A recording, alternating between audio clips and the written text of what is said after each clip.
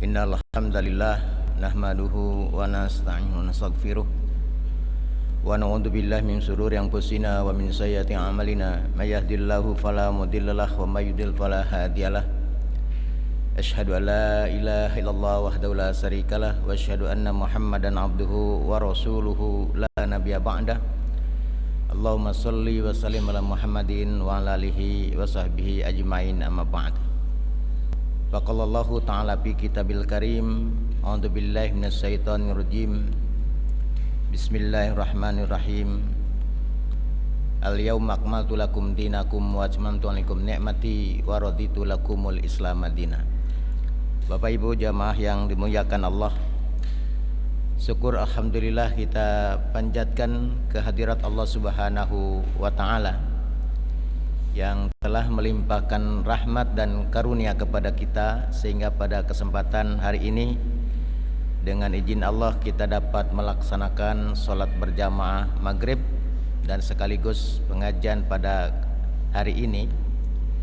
Kita akan membahas beberapa fatwa Majelis Ulama sebagai lembaga yang mempunyai tugas himayatul ummah, menjaga umat dari penyesatan, pendangkalan, pemurtadan, termasuk menjaga umat tentunya dari makanan dan minuman yang diharamkan. Jadi MUI Majelis Ulama sebagai lembaga kumpulnya para ulama, para juama, cendekiawan muslim. Nah, tugasnya diantaranya himayatul ummah, menjaga umat, dan himayatud din, menjaga agama. Ini secara kelembagaan. Tentu harusnya semua lembaga-lembaga Islam, ormas-ormas Islam, apakah itu Nahdlatul Ulama, apakah itu Muhammadiyah, intinya semua organisasi-organisasi Islam tentu punya tugas yang sama di dalam menjaga akidah umat. Nah, bagaimana kita masing-masing umat muslim tentu juga punya tugas. Paling tidak tugas kita sebagai seorang muslim ada 5 yang harus kita laksanakan. Pertama, tugas kita sebagai seorang muslim adalah wajib mengkaji Islam. Jadi setiap muslim punya kewajiban mengkaji Islam. Tentu mengkaji kepada sumber ajaran Islam. Nah, sumber ajaran Islam ini yang disabdakan oleh Rasulullah SAW. Rasul tegaskan, aku tinggalkan 2 hal, 2 perkara, selama kalian berpegang teguh kepada keduanya, selamanya tidak akan sesat. Ini jaminan Rasul. Jadi kalau umat muslim berpegang teguh kepada Al-Quran dan As-Sunnah, selamanya tidak akan tersesat. Nah, jadi yang pertama, tugas kita adalah mengkaji Islam. Nah, setelah dikaji dari sumber ajaran Islam itu, yaitu Al-Quran dan As-Sunnah, maka ada kewajiban yang kedua. Wajib setiap muslim mengamalkan Islam. Jadi Bapak Ibu termasuk saya wajib mengamalkan ajaran Islam yang sudah dikaji, sudah digali sumbernya, maka wajib yang kedua kita mengamalkannya. Nah, yang ketiga, setelah kita amalkan, punya tugas lagi, yaitu mengajarkan Islam. Bapak Ibu punya teman, punya sahabat, punya tetangga, punya saudara, termasuk kepada anak-anak kita sendiri, tentunya punya kewajiban mengajarkan Islam. Jadi mengkaji, mengamalkan, lalu yang ketiga mengajarkan Islam.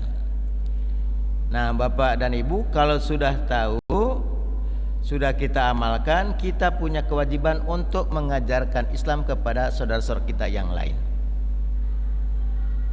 Nah, setelah kita melaksanakan tugas mengajarkan Islam, tentu di situ punya kewajiban berikutnya adalah memperjuangkan Islam. Jadi kita harus memperjuangkan Islam setiap muslim di mana saja berada. Kita tinggal di komplek ini, maka kita wajib memperjuangkan Islam. Lewat apa untuk memperjuangkan Islam? Termasuk lewat pengajian-pengajian yang dilaksanakan oleh DKM At-Taqwa ini. Program-program pengajian ini bagian daripada memperjuangkan Islam. Di kantor kita harus memperjuangkan Islam. Pokoknya intinya di mana saja kita berada, wajib memperjuangkan Islam.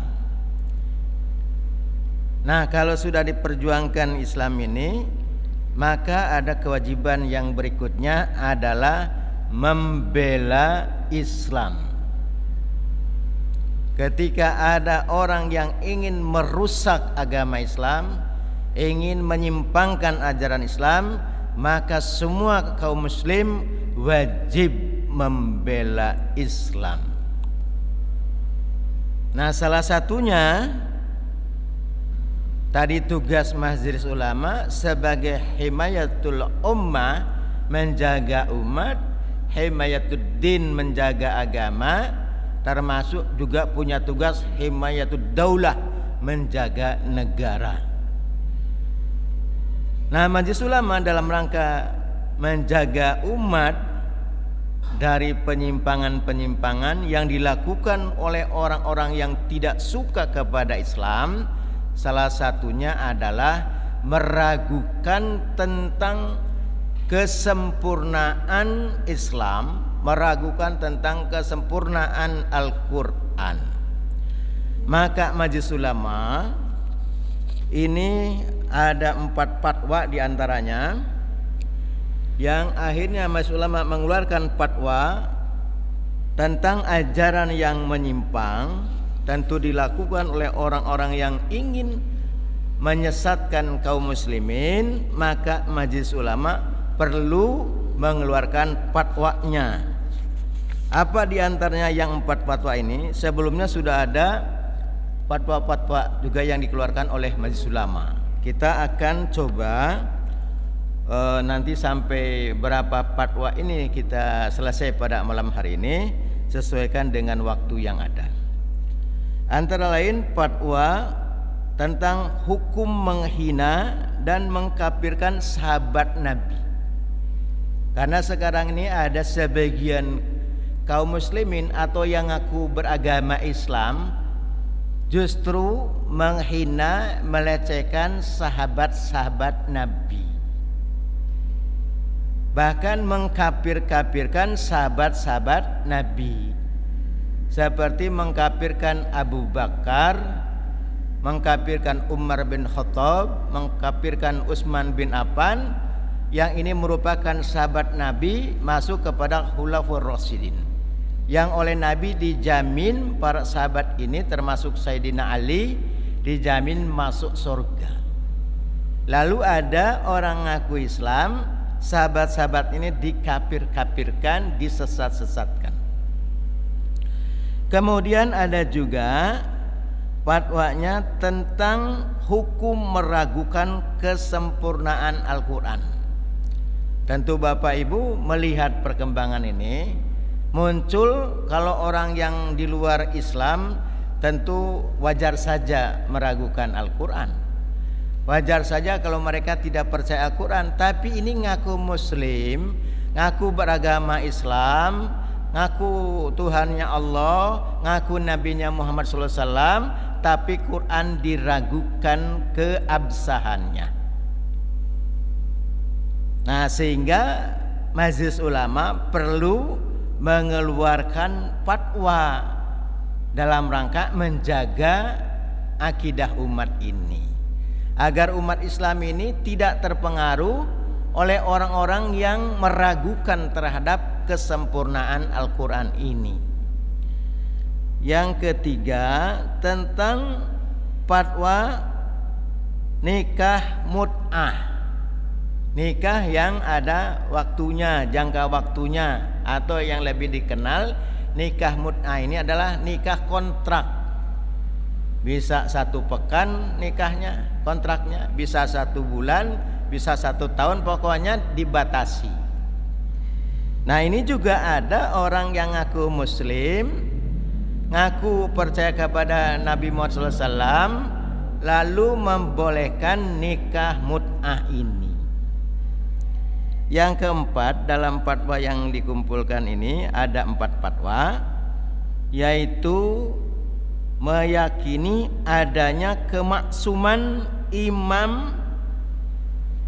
imam-imam mereka yang mereka yakini bahwa imam ini maksum, jadi disamakan dengan para nabi, para rasul.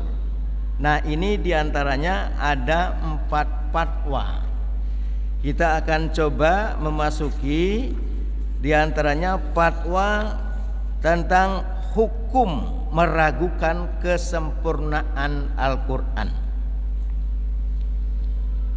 Nah, Bapak Ibu tentu sudah mendengar juga penjelasan saya dalam kajian-kajian sebelumnya tentang bukti kesempurnaan Quran, bukti kesempurnaan Al-Islam. Tapi sekarang saya ingin menjelaskan berdasarkan fatwa Majelis Ulama. Kenapa Majelis Ulama keluarkan fatwa? Ketika ada orang yang ngaku muslim tapi meragukan terhadap kesempurnaan Al-Quran. Nah, ini yang MUI mengeluarkan fatwanya, supaya Bapak Ibu bisa menyampaikan kepada keluarga kita, saudara-saudara kita yang muslim. Tentu fatwa ini untuk yang ngakunya muslim atau yang beragama Islam. Karena kalau yang di luar Islam tidak masuk fatwa ini. Yang di luar Islam ya ragu Quran, ya wajar saja. Ini kan ngaku Islam. Padahal Quran ini sumber pokok hukum dalam Islam. Nah, diantaranya Komisi Fatwa telah mengeluarkan fatwanya, yaitu Majelis Ulama lewat Komisi Fatwa nomornya nomor 10 tahun 2017. Ini karena sudah banyak sekali upaya-upaya meragukan Al-Quran ini, ya, sehingga akhirnya MUI harus mengeluarkan fatwa dalam kerangka menjaga umat ini. Nah, diantaranya ada beberapa pandangan sebagian umat muslim ini bahwa Al-Quran harus kita jelaskan, ya, bahwa Al-Quran ini sebagai kalamullah terjaga kemurniannya, terjaga kesempurnaannya, dan juga terjaga terhadap keotentikan Al-Quran ini. Nah, kita harus meyakini, ya, harus yakin bahwa Quran ini terjaga keotentikannya, terpelihara keasliannya, maka ini termasuk merupakan bagian daripada rukun iman. Nah, kalau ini masuk rukun iman, tentu ada konsekuensinya. Bapak dan Ibu kalau ragu terhadap kesempurnaan Islam, ragu terhadap keotentikan Al-Quran, maka ini ada konsekuensinya dalam hukum Islam. Kalau meragukan yang menyangkut rukun dalam Islam itu sendiri. Karena kita tahu wajib kita beriman dalam rukun iman itu kepada kitab-kitab Allah. Nah, kitab yang terakhir yang sempurna dan paripurna itu adalah Al-Quran. Maka kalau meragukan Quran, keotentikannya, kesempurnaannya, berarti ini sudah menyangkut masalah rukun dalam agama Islam. Jadi masuk kepada rukun iman. Kemudian ada sebagian orang meyakini bahwa Al-Quran itu yang ada di tengah-tengah kaum muslimin dianggap belum lengkap. Nah, kita bisa menyaksikan kan belakangan ini muncul. Kalau dulu yang muncul yang meragukan ini adalah diantaranya ngaku intelektual Muslim, belajar Islamnya bukan kepada ulama Islam tapi kepada para orientalis, tapi sekarang muncul di kalangan tokoh atau sudah dianggap sebagai seorang tokoh, mungkin dia seorang kiai, mencoba mengutak-ngatik ini, dianggap bahwa tidak sempurna, tidak lengkap. Nah, jadi ini perkembangannya karena ada di tengah masyarakat Muslim yang menganggap bahwa Quran belum lengkap, masih ada ayat atau surat yang lain yang tidak dimasukkan ke dalam Al-Quran yang kita miliki. Nah, di antaranya kita lihat Quran itu Bapak Ibu, di mana saja dicetaknya, di negara manapun, yang namanya Quran itu tetap dalam bahasa Arab. Saya mengambil contoh, ini ada Al-Quran dan terjemah dalam bahasa Inggris, The Holy Quran. Maka di sini antara Quran dan terjemahnya jelas terpisah. Ini Qurannya dalam bahasa Arab, ini terjemahnya dalam bahasa Inggris. Nah, tentu dalam terjemah bahasa Indonesia Qurannya, lalu terjemahnya dalam bahasa Indonesia. Jadi selalu ada Qurannya, ada terjemahnya. Nah, untuk hari ini tidak kita singgung dulu yang lain ya. Cuman mungkin gambarannya yang pernah saya jelaskan ini jelas ini Quran palsu. Walaupun ditulisnya sekarang mirip-mirip dengan terjemahan Quran, The Holy Quran ini, karena ini juga sama-sama diterbitkan di negara barat ya, di Amerika. Ini dibikin, ini tulisan Arabnya, ini terjemahnya, tapi ini bukan Quran, tapi merupakan tandingan Quran, Quran palsu lah begitu bahasa ringkasnya. Yang diberi nama, mungkin ada yang belum sempat ikut kajian sebelumnya, diberi nama Al-Furqanul Haq. Ini katanya Quran yang benar, padahal ini dikarang oleh Dr. Anis Soros. Karena kalau kitab sucinya dia, Anis Soros yang bukan muslim ini, yang sebagai tokoh di dalam agama orang lain, nah karena dia seorang pendeta yang lahir di Nazaret itu, sekarang di Amerika. Dia karena lahir di Nazaret pakai kitabnya bahasa Arab, tapi tentu isinya bukan yang asli ya, karena kitab yang diyakini oleh dia, katakanlah ini dianggap sebagai kitabnya, kitab Injil yang mereka yakini, tapi dalam bahasa Arab, padahal Injil bukan dalam bahasa Arab. Nah, kita akan lihat bagaimana kaitan dengan fatwa ini. Jadi Bapak Ibu, dengan munculnya adanya sebagian umat yang menganggap Quran ini belum lengkap, adanya perubahan yang akhirnya meragukan terhadap kesempurnaan Quran ini.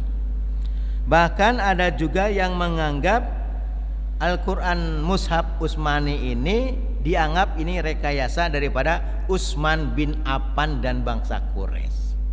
Nah, ini kaitan dengan fatwa itu. Maka poin yang C-nya bahwa terhadap permasalahan tersebut yang tadi dijelaskan, muncul pertanyaan dari masyarakat tentang status hukum orang Islam yang meragukan kesempurnaan Al-Quran yang dimiliki oleh umat Islam saat ini. Yang poin D-nya, bahwa berdasarkan pertimbangan sebagaimana tersebut di atas, Majelis Ulama Indonesia memandang perlu menetapkan fatwa tentang hukum meragukan kesempurnaan Al-Quran sebagai pedoman hidup kita. Nah, tentunya dasarnya Majelis Ulama mengambil dari dasar-dasar Al-Quran berkaitan dengan orang yang meragukan terhadap keabsahan dan kesempurnaan Al-Quran ini. Di antaranya dalilnya untuk pembuktian 1 surat Al-Maidah surat kelima ayat 3. Tadi di awal kami bacakan. Kenapa yang ini juga pernah dibahas tentang ayat ini? Karena memang Quran tidak ada ayat yang baru, Pak. Jadi kalau ada yang terulang, karena memang Qurannya tidak ada yang nambah baru lagi ayatnya. Nah, salah satu dalilnya surat Al-Maidah ayat ketiga, al-yauma akmaltu lakum dinakum wa atmamtu 'alaikum ni'mati wa raditu lakumul Islam madina. Pada hari ini telah aku sempurnakan bagi kamu agamamu dan telah ku cukupkan nikmatku kepadamu dan telah aku ridhoi Islam itu menjadi agama bagimu. Ini dasar majelis ulama untuk menetapkan fatwa bagi orang yang meragukan terhadap kesempurnaan Al-Quran ini. Yang kedua dalilnya, mungkin Bapak Ibu sambil diingat-ingat, ya bagusnya lagi kalau dicatat itu. Yang kedua, dasar dalilnya mengacu kepada surat Al-Hijr ayat ke-9, yaitu surat 15. Inna nahnu nazzalna dzikra wa inna lahu lahafidun. Sesungguhnya kami telah menurunkan Al-Quran, kami juga yang menjaganya, yang memeliharanya. Nah, yang ketiga, dasar dalil dari Quran untuk menjelaskan berkaitan dengan orang yang meragukan kesempurnaan Al-Quran ini, surat Yunus surat 10 ayat 64. Di dalam surat Yunus ayat 64, a'udzubillahi minasyaitonirrajim, la tabdil li kalimatillah dzalika wal fawzul azim. Tidak ada perubahan bagi kalimat-kalimat Allah, bagi firman-firman Allah. Yang demikian itu adalah kemenangan yang besar. Termasuk juga dipertegas dalam ayat yang lain, diantaranya dijelaskan, Bapak Ibu bisa dilihat lagi, bahwa Quran tetap terjaga dan terpelihara ini karena di dalam surat Yunus ayat 64 itu Allah menjelaskan, ya, kemudian firman Allah Subhanahu wa taala menerangkan tentang perbuatan orang Yahudi yang melakukan pengubahan ayat-ayat Allah, antara lain dasarnya di surat An-Nisa ayat 46, minalladzina hadu yuharifunal kalima amma wadhi'i, yaitu orang-orang Yahudi mereka merubah-rubah kalimat-kalimat Allah, merubah-rubah firman-firman Allah pada tempatnya, jadi diubah. Nah, ini yang dimaksud orang Yahudi mengubah firman Allah itu adalah mengubah-ubah kitab Taurat yang Allah turunkan kepada untuk Bani Israel sebagai petunjuk hidupnya. Nah, dijelaskan dalam ayat ini secara lengkapnya bahwa orang Yahudi ini suka merubah firman Allah. Mereka berkata, kami mendengar tetapi kami tidak mau menurutinya. Jadi orang Yahudi itu mendengar firman Allah tapi tidak mau menurutinya, tidak mau menerima kebenaran ini, maka dicap orang Yahudi maghdub, dimurkai oleh Allah, tahu kebenaran firman Allah tapi enggan untuk menerima firman Allah. Nah, ini ibrah buat kita, jangan sampai umat Islam sudah mendengar firman Allah, sudah mendengar kalamullah Al-Quran, tapi tidak mau menerima Quran. Nah, kalau kita tidak mau menerima Quran walaupun sudah mendengarnya, itulah seperti orang Yahudi. Jangan sampai kita masuk kategori maghdub. Nah, dan juga bisa dilihat lagi di antaranya dalil tentang kesempurnaan Quran ini, Bapak Ibu bisa dilihat ayatnya. Sebentar saya lihat. Ada lagi dalilnya mengacu kepada surat Al-An'am ayat 115, dan telah sempurna firman Tuhanmu yaitu Al-Quran dengan benar dan adil, tidak ada yang dapat mengubah firman-Nya, dan Dia Maha mendengar lagi Maha mengetahui. Nah, ini dasar-dasar dalil dalam Quran bahwa Quran itu telah sempurna. Lalu bagaimana kaitannya dalam hadis Nabi? Nah, berdasarkan hadis Nabi antara lain dijelaskan dari Umar bin Khattab, ia berkata, wahai Rasulullah SAW, sungguh aku telah mendengar dia, maksudnya Hisam ibnu Hakim, membaca surat Al-Furqan berbeda dari apa yang telah engkau bacakan kepadaku. Lalu Rasulullah SAW bersabda, bawa ke sini. Kemudian beliau bersabda kepadanya, bacalah. Lalu ia membacanya sebagaimana bacaan yang telah aku dengar ketika ia membacanya. Kemudian Rasulullah SAW bersabda, demikianlah surat itu diturunkan. Kemudian beliau bersabda kepadaku, bacalah. Lalu aku membacanya. Sabda beliau, demikianlah surat itu diturunkan. Sesungguhnya Al-Quran diturunkan atas 7 huruf. Bacalah dengan cara yang mudah. Ini hadis riwayat Bukhari dan Muslim. Kemudian hadis yang kedua dari Abu Hurairah radhiyallahu an, ia berkata, Rasulullah SAW bersabda, keraguan terhadap Al-Quran adalah kekufuran. Ini hadis riwayat Ahmad, Abu Daud dan Nasai dan juga Tabrani. Yang ketiga dari hadis Bukhari dan Muslim, diantaranya dari Abu Hurairah radhiyallahu an, ia berkata, Rasulullah SAW bersabda, siapa saja yang berdusta atas namaku dengan sengaja, maka hendaklah ia menempati tempat duduknya di neraka. Ini hadis riwayat Bukhari dan Muslim. Yang berikut, bagaimana selain dari berdasarkan Quran dan hadis Nabi sendiri, bagaimana ijma para ulama? Nah, ijma para ulama sepakat tentang otentisitas dan kesempurnaan Al-Quran serta keterjagaannya dari perubahan. Ulama juga sepakat bahwa mengingkari kesempurnaan Al-Quran hukumnya kafir. Nah, jadi kalau ada umat muslim ragu satu kalimat yang ada dalam Quran, ragu terhadap satu kata dalam Quran, maka itu sudah dicap kafir. Artinya kalau dia seorang muslim, ini menjadi murtad orang itu. Makanya ini yang bisa mengeluarkan akidah kita dari akidah Islam, ya. Sehingga kita harus berhati-hati. Nah, setelah mengacu kepada dalil Al-Quran, As-Sunnah dan ijma para ulama, majelis ulama pertama memperhatikan para ulama yang lain. Pendapat Abu Hamid Muhammad Al-Ghazali di dalam Mustafa,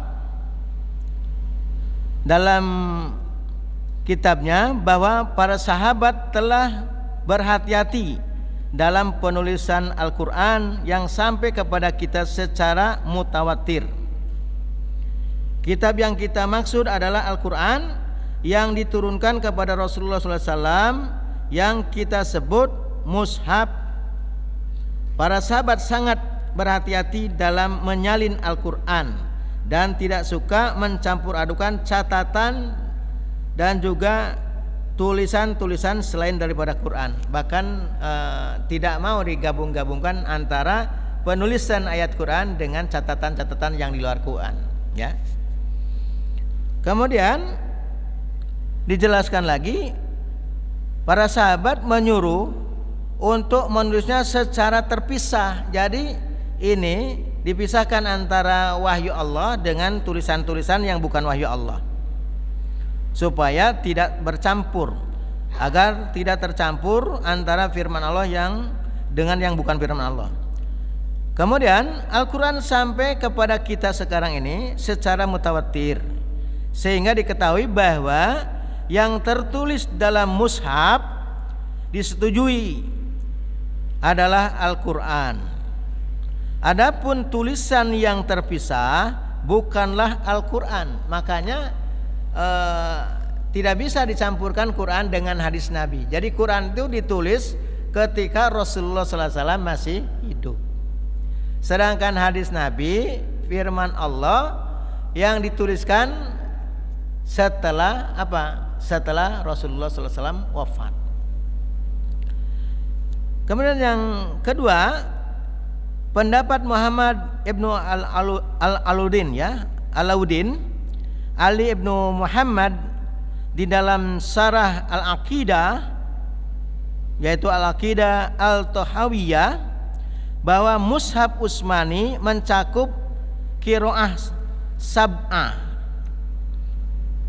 Maka pembahasan bahwa mushaf Utsmani itu mencakup al-huruf as-sab'ah. Jadi dijelaskan karena tidak boleh untuk diabaikan yang sedikit pun dari al-ahruf as-sab'ah. Para ulama sepakat untuk meriwayatkan mushaf Utsmani dan meninggalkan yang lainnya. Jadi inilah disepakati mushaf Utsmani yang ada di kita sekarang ini, itulah yang menjadi rujukan kita, sehingga seluruh dunia Qur'annya sama, tidak ada yang berbeda, ya. Nah, poin C-nya, kemudian pendapat Ibnu Qudamah Al-Maqdisi di dalam kitab Lum'ah Al-I'tiqad mengenai pengingkaran terhadap satu huruf Al-Quran adalah sama dengan mengingkari seluruhnya Quran. Nah, kalau Bapak Ibu lihat misalnya orang yang ingkar sunnah, dia pakai surat Al-Maidah ayat ketiga bahwa Quran sudah sempurna, maka sunnah tidak perlu. Ini kayaknya benar, makanya muncul orang Islam percaya gagasan seorang orientalis, ya, yang keturunan Yahudi, belajar Islam ke Al-Azhar ke Mesir, umur 20 tahun dia sudah selesai doktor. Nah, diragukan Quran ini, ya ini penggagas ingkar sunnah. Jadi Quran saja katanya sudah sempurna, tidak perlu lagi hadis Nabi. Kayaknya benar, padahal kalau menolak sunnah sama dengan menolak Quran. Karena Quran menyuruh percaya kepada Al-Quran dan sunnah Rasulullah SAW, sebagaimana diserukan di dalam surat An-Nisa ayat 59, ya ayyuhalladzina amanu atiullaha wa atiur rasul wa ulil amri minkum. Taatlah kalian kepada Allah dan taat kepada Rasul, taat kepada Quran dan sunnah. Dan masih banyak ayat-ayat yang lain yang menjelaskan wajib taat kepada Al-Quran dan As-Sunnah. Maka kalau nolak sunnah sama dengan menolak Al-Quran. Nah, ketika ada orang Islam menolak satu ayat Quran, maka sama dengan menolak seluruh Quran, ya, karena gugur keimanan dia. Nah, ini dijelaskan di mana para ulama, diantaranya tadi pendapat dari Ibnu Qudamah Al-Maqdisi, ya. Pengingkaran terhadap satu huruf Al-Quran adalah sama dengan mengingkari seluruhnya, satu huruf saja. Nah, kadang-kadang ada ibu-ibu yang meragukan, Pak Ustadz, saya percaya Quran ini firman Allah, cuman ada satu ayat yang tidak saya terima ini. Kira-kira ayat apa yang tidak diterima? Ayat yang berbunyi fankihu ma tobalakum minan nisa masna wa sulasa wa ruba. Kawinlah perempuan ini berapa? 2, 3, 4. Kalau tidak mampu 1, fawahidah. Nah, itu dia ingin tolak nih ayat ini. Aku tidak terima. Gugur keislaman dia ini. Kemudian juga dijelaskan, Ali radhiyallahu an berkata, siapa saja mengingkari satu huruf dari Al-Quran, maka ia sama dengan mengingkari seluruhnya. Kaum muslimin mensepakati jumlah surat, jumlah ayat, termasuk kalimat bahkan huruf di dalam Al-Quran. Tidak ada perbedaan di antara kaum muslimin. Jadi kaum muslimin sudah meyakini kesepakatan seluruh kaum muslimin bahwa jumlah suratnya, jumlah ayatnya, jumlah apanya lagi? Berapa surat yang diimani oleh kita Quran ini? 114 surat.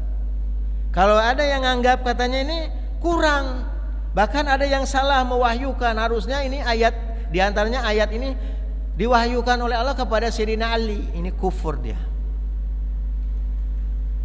Jadi yang harus kita iman ini dari mulai surat Al-Fatihah diawali sampai penutupnya surat An-Nas, itu wajib kita yakini seluruh hurufnya yang ada dalam Quran itu. Nah, kemudian yang berikut, jadi tadi dijelaskan ya, mengingkari satu huruf dalam Al-Quran sama dengan mengingkari seluruhnya isi Al-Quran. Kemudian kaum muslimin menyepakati jumlah surat, ayat, kalimat, bahkan huruf di dalam Al-Quran. Tidak ada perbedaan di antara para ulama. Tidak ada perbedaan di antara seluruh kaum muslimin, bahwasanya orang yang menentang satu surat, satu ayat, satu kalimat atau satu huruf di dalam Al-Quran, ini dinyatakan kafir. Pendapat Al-Qadi Iyadi Ibnu Musa juga menjelaskan ya, di antaranya penjelasannya mengenai ijma umat Islam bahwa Al-Quran yang dibaca di seluruh dunia ditulis dalam Mushaf Utsmani pada hasiyah Muzil ya Al-Khafa, dinyatakan di kalangan kaum muslimin terjadi ijma bahwa Al-Quran yang dibaca di seluruh dunia tertulis pada mushaf di tangan umat muslim ini sepakat itu merupakan kalamullah yang dinyatakan adalah mushaf Al-Quran itu. Maka orang yang ragu terhadap mushaf Al-Quran ini juga ijma sepakat, artinya menjadi kafir yang meragukan itu. Nah, pendapat dan akhirnya majelis ulama memutuskan dan menetapkan fatwa tentang hukum meragukan kesempurnaan Al-Quran. Di antaranya pertama, ketentuan umum. Dalam fatwa ini yang dimaksud adalah Al-Quran adalah firman Allah Subhanahu wa Ta'ala yang diturunkan kepada Nabi Muhammad SAW dengan perantaraan malaikat Jibril sebagai mukjizat. Jadi kita harus meyakini Quran ini adalah mukjizat yang Allah berikan kepada Rasulullah SAW. Nah, mukjizat Al-Quran itu terlestari sampai hari kiamat. Beda dengan mukjizat nabi-nabi sebelum Nabi Muhammad SAW. Nabi Isa misalnya mukjizatnya bisa menyembuhkan orang yang sakit hanya diusap saja, bisa menghidupkan orang yang mati dengan izin Allah, itu Nabi Isa. Tapi itu hanya sebatas itu saja. Kemudian juga nabi-nabi yang lainnya, Nabi Musa misalnya bisa tongkatnya menjadi ular, bisa membelah laut. Itu hanya satu kali saja, tapi Quran terjaga betul. Makanya Quran ini sebagai mukjizat. Oleh karena itu diriwayatkan secara mutawatir membacanya bernilai ibadah. Jadi Quran itu membacanya nilai ibadah. Nah, bagaimana kalau membaca Quran? Ini Quran dengan Quran, apa bedanya? Kalau Quran itu bukan wahyu, jadi membacanya tidak jadi nilai ibadah. Apalagi kalau Qurannya mengupas, membahas malah kemaksiatan, malah jadi dosa kita. Tapi Quran itu dengan membacanya itu menjadi nilai ibadah. Nah, di mana Quran itu diawali dari surat Al-Fatihah dan diakhiri dengan surat An-Nas.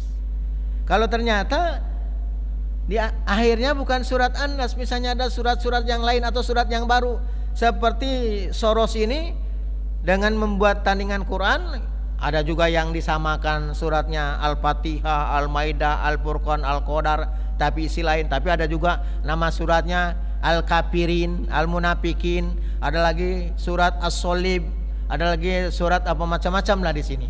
Jadi ada nama surat yang persis dengan Quran, ada yang dimiripkan seperti surat Al-Kafirin, surat Al-Munafikin. Tidak ada di Quran surat Al-Kafirin, karena Quran itu yang ada surat Al-Kafirun. Di Quran tidak ada surat Munafikin, tapi ada surat Al-Munafikun. Nah, ini ada juga surat Al-Adha, ya di Quran tidak ada. Nah, itu memang Quran palsu, artinya yang dikarang oleh orang yang kalah dialog untuk menghadapi seorang Ahmad Didat mengungkapkan tentang keabsahan Quran ini, dan memang terjaga Quran ini, ya. Nah, ini jadi pertama dasar ketentuan hukumnya itu, ya, bahwa Quran ini adalah kalamullah yang diwahyukan kepada Rasul Muhammad lewat malaikat Jibril, ya. Kemudian yang kedua, Al-Quran Mushaf Utsmani adalah Al-Quran yang pengumpulannya dan pembukuannya berdasarkan riwayat mutawatir dan ijma para sahabat hingga sekarang di tengah masyarakat kita. Ya, jadi ini sudah sepakat. Jadi tidak ada lagi kita perbedaan tentang Al-Quran ini, ya. Oleh karena itu, bagaimana ketentuan hukum? Nah, majelis ulama menegaskan meragukan kesempurnaan Al-Quran sebagaimana dimaksud pada ketentuan umum, hukumnya kafir. Jadi kalau Bapak Ibu ragu terhadap Quran, nah jadi itu sudah hukumnya kafir, artinya keluar dari Islam alias murtad. Nah, oleh karena itu majelis ulama merekomendasikan, pertama, umat Islam perlu meningkatkan keimanan terhadap Al-Quran dan kesempurnaan dengan membaca, memahami, dan mengamalkan seluruh ajarannya serta senantiasa memelihara keasliannya, kesuciannya, kemuliaan Al-Quran. Ini yang pertama rekomendasinya.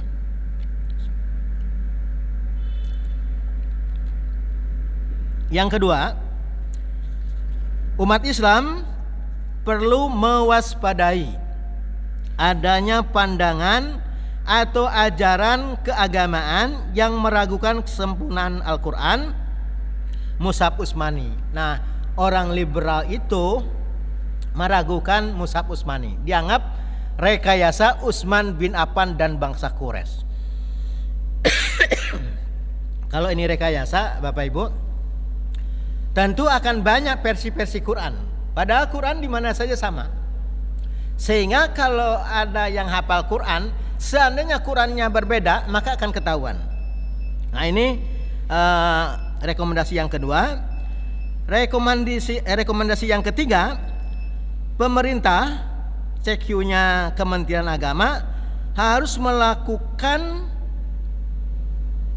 pembinaan, pengawasan, dan menindak terhadap setiap upaya yang meragukan kesempurnaan Al-Quran. Yang keempat, aparat penegak hukum perlu melakukan penindakan terhadap setiap orang yang menyebarkan pemahaman yang mengarah kepada meragukan kesempurnaan Al-Quran. Baru poin yang keempat, penutupnya, fatwa ini mulai berlaku pada tanggal ditetapkan dan ketentuan. Jika di kemudian hari ternyata membutuhkan perbaikan, akan diperbaiki dan disempurnakan sebagaimana mestinya. Dua, agar setiap muslim dan pihak-pihak yang memerlukan dapat mengetahui semua perihal yang dihimbau untuk menyebarluaskan fatwa ini. Jadi tugas kita menyebarluaskan fatwa ini, nah termasuk ya pengurus DKM itu untuk membantu menyebarluaskan fatwa-fatwa ini, ya. Karena keterbatasan media yang dimiliki oleh Majelis Ulama, agar umat ini tidak murtad, tidak keluar dari Islam, tidak menjadi kafir setelah beriman ini gara-gara meragukan satu huruf Quran saja, ya. Makanya harus hati-hati. Nah, ini Fatwa ini ditandatangani oleh Komisi Fatwa, ketuanya Profesor Dr. Haji Hasanuddin, sekretarisnya Dr. Haji Asrun Ni'am Soleh MA. Nah ini fatwa ini kaitannya hukum bagi orang yang meragukan Quran itu, dia dihukumi telah kafir, artinya telah keluar dari Islam. Itu kaitannya dengan orang yang meragukan Quran. Mungkin itu dulu satu fatwa ini, karena insya Allah kita akan lanjutkan dalam kajian selanjutnya tentang fatwa bagaimana hukumnya mengkafir-kafirkan, menghinakan sahabat-sahabat Nabi. Ya, insya Allah kita akan lanjutkan dalam kajian berikutnya. Jadi untuk malam ini kita sudah menyampaikan fatwa tentang hukum orang yang meragukan kesempurnaan Al-Quran ini. Jadi itu Bapak dan Ibu, kayaknya sudah masuk waktu Isya ya. Jadi saya kira tidak ada tanya jawab dulu untuk hari ini karena sudah masuk waktu Isya. Mudah-mudahan penjelasan fatwa Majelis Ulama ini dalam kerangka menjaga akidah umat, dalam rangka himayatul ummah, mudah-mudahan Bapak Ibu semua para jamaah dapat memahaminya dan mungkin mendengar penjelasan ini bisa disampaikan kepada keluarga kita, karena kita ditugaskan juga, diperintahkan oleh Allah, ku anfusakum wa ahlikum naro, jaga dirimu dan keluargamu dari api neraka. Mungkin ini saja yang dapat kami sampaikan, mudah-mudahan ada manfaatnya. Mari kita akhiri taklim kita. Subhanaka Allahumma wa bihamdika asyhadu an la ilaha illa anta astaghfiruka wa atubu ilaik. Assalamualaikum warahmatullahi wabarakatuh.